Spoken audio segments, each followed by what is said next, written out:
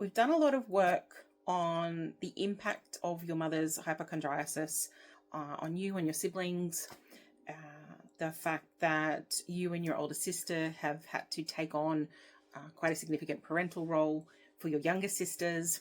And this has created a bit of a need to be seen as indispensable, to be seen as clever, in part because that was what gained positive affirmations from your father, who could sometimes be a bit withdrawn from the family. And I wonder if those schemas that we were talking about that have developed in response to those unmet needs, maybe that was contributing to these really intense feelings you're having about that standoffish guy at the party.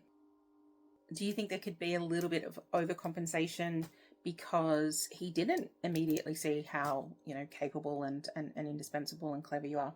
I could have easily forgiven his pride if he had not mortified mine. Yeah, see, that's kind of what I mean. I think when those schema buttons get pushed, it's very painful, and we can direct that anger towards the person who pushed the button rather than looking at the button itself. But it wasn't just me. He was the proudest, most disagreeable man in the world, and everybody hoped that he would never come here again. Oh, I'm not saying he wasn't disagreeable at all. I'm just wondering if maybe the intensity of the reaction was all about him and his behavior, or if maybe it was linked to some of those schemas that we had talked about. He's the last man in the world I could ever be prevailed upon to marry. Okay, no, wait. I'm suggesting that we look at our responses and our feelings towards him. We're not talking about marriage.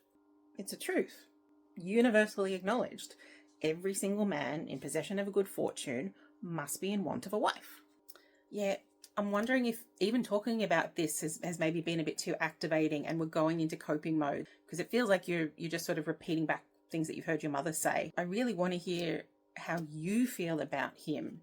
Pride aside, how do you feel about him? Well, he is a gentleman. And I think sometimes he focuses more on actual goodness than just the appearance of goodness as so many others do. Okay, good. Yeah, that's sounding a bit more like you. That's sounding a bit more like Lizzie. A little bit more curiosity and rather than judgment and prejudice. That's good. Actually, he did kind of propose a bit. Whoa, way to bury the lead there. But I turned him down. He could not have made me the offer in any way that would have prevailed upon me to accept. Okay, let's look at the mode map again.